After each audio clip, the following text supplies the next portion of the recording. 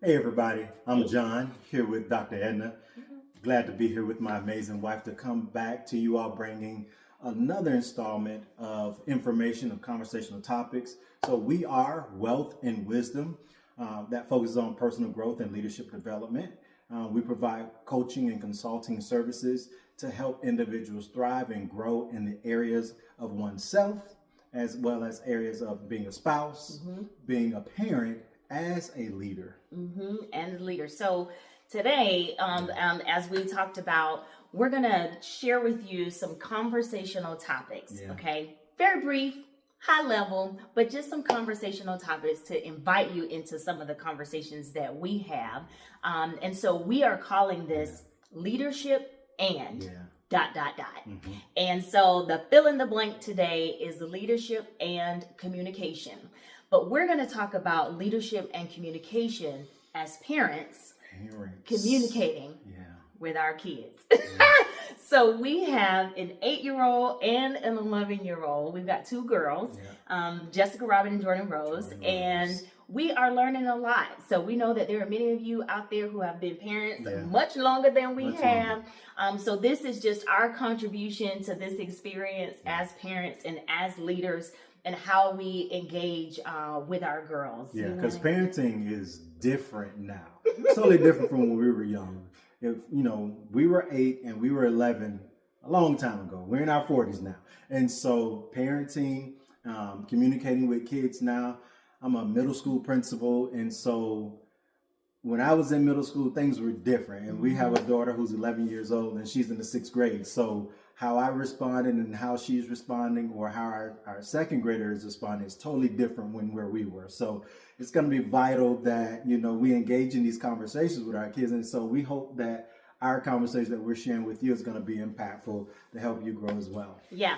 So one of the things I was sharing with John is that with our girls, I have always spoken to them like they were adults. Right. Like they're human beings. So all of the goo goo gaga and all of the all of that. I just didn't do that. Not that there's anything wrong with it. Yeah, I mean, it's not that there's anything wrong with it, but I just didn't do that. And there was a number of reasons why I didn't do that, but one of the reasons I didn't do that, it was, I wanted to teach them proper English early on so that they know how to speak. And then we had this really good practice of like repeating what they would say. Right. So, you're 1-2-year-old and you're trying to pronounce these words. So we wanted to help them, one, acknowledge that we understood what they were saying, and then 2, help them with their enunciation and being able to say words like a normal human being. So I think one of the things that we carried over with that is that we really try to give them space to speak their minds respectfully, of course, but we want to make sure that they know they can always come to us to talk about anything. And if there is something that we would not be pleased with, or something that will make us angry, we want to establish the expectation and the culture with them that you don't run away when it's something you think we would be angry about. You run to if it's something that you think we would be angry about. You want to talk a little bit about how we are doing that? Yeah, because for me, it makes me feel so good when my girls come up to me and say, "Daddy, can I talk to you?"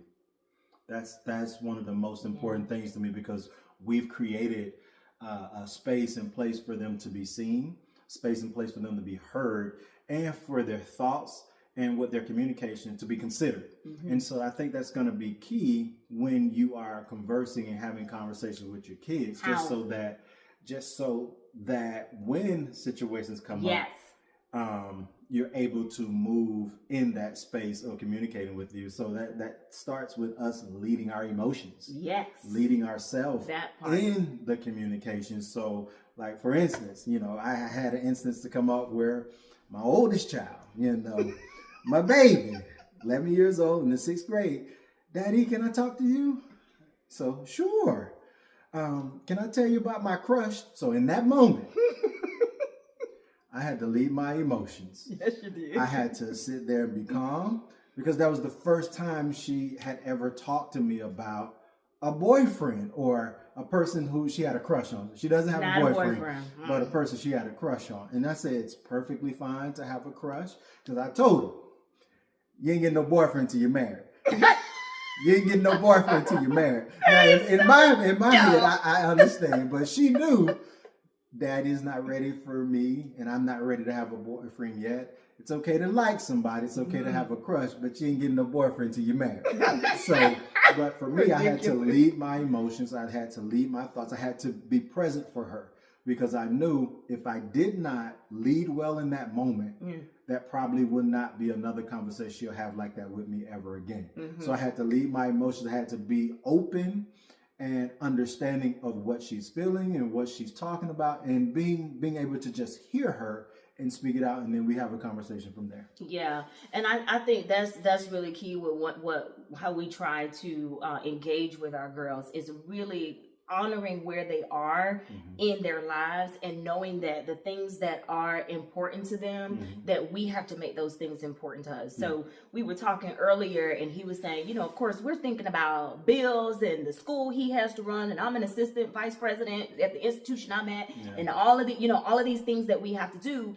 But when they want to come and talk about, I guess, the quote unquote tea that's happening in second grade and happening in sixth grade, and they want to talk about little Johnny who knows what's running and he sneezed all over everybody and he whatever, that's important to them. And so we have to make time and space to have those conversations to because they are inviting us into their space and inviting us into their world, and this is really establishing what they're going to expect growing up. And so they're 8 and 11. So we're trying to make sure that we create that space and that understanding with them that you can always come and talk to us about anything. And I think it's so important to communicate on their level and communicate and engage from their perspective. So, when they come up to me and say, Daddy, can I talk to you?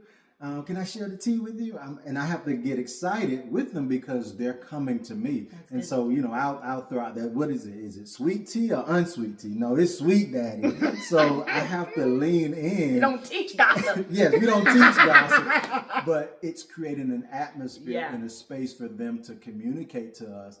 And for me, no matter what it is, again, I got to go back to leading my emotions and managing my emotions and making sure I have the composure to engage and interact with them on that level. Yeah, that's really good. And I remember when I was coming up and I had a first conversation with my dad, and I told my dad that I wanted to have sex. Oh my goodness. Oh my goodness. I told my dad I didn't do it.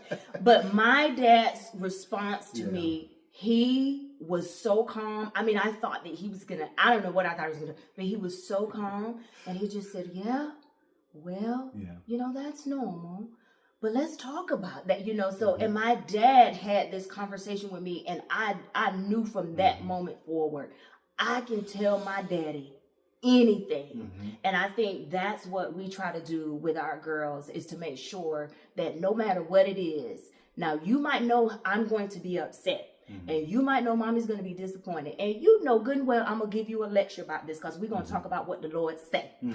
All of those things, but what you also know is that I would never turn you away, and that I will always love you no matter what, and you can talk to me about anything. So I know our time is wrapping up, and of course we can talk about this for a while, but we just wanted to invite you again into this conversation about how we kind of are doing our parenting thing and communicating with our kids. And of course, if your way is different, that's cool too. But as leaders, as my husband was saying, we have to lead our emotions. We have to manage our emotions.